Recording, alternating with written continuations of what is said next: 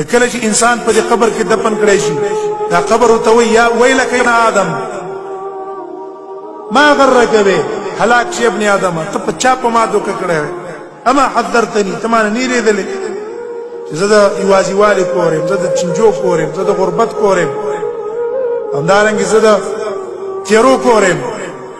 ته زما نه هېرېدلې پروا یې دې نه کوله د دې وجې نه دا قبر یې ځان ته یو ځای کړې ځم وله ورکړه هم به چې مؤمني نو لږې زور وله ورکړي به ته پرېږدي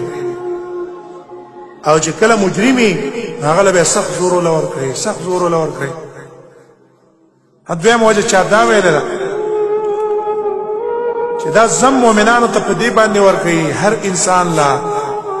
چې دا مور اصل کې دا ځمکه زموږ ستاسو اورنۍ موره ده منها خلقناکم وفیها نعیدکم ومنها نخرجکم تارة اخرى زموږ مور ده مور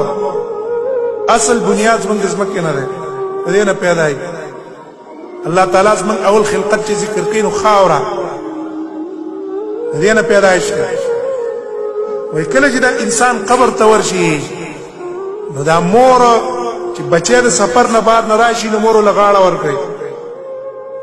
ازمکه هم د خپل بچي له غاړه ورکوي چې ته زما نه اوسه پورې جدا وي اوس واپس ما ته رالي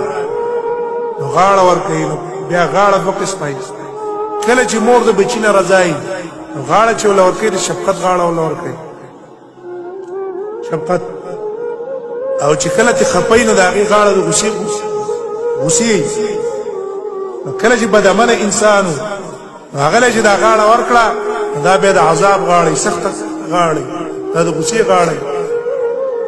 او یو روایت کې د عاشر زانها دې ته اشاره راغلې ده سند په لحاظ باندې کمزوری ده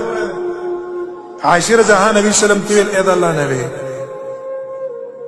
وایي تا چې ما ته د قبره د سوال جواب والا منکر او نکیر متعلق کومې خبرې وکړې د هغې اوازونو متعلق دې خبرې وکړې او د قبر د ضمې متعلق چې کومه خبره وکړه ای د الله نبي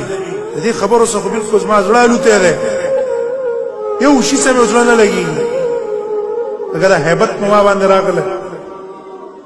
نبي صلی الله علیه وسلم هغې ته ویله ای عایشې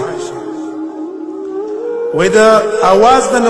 منکر او نکیره دا کم اوازونه چې په قبر کې مؤمن دپاره وي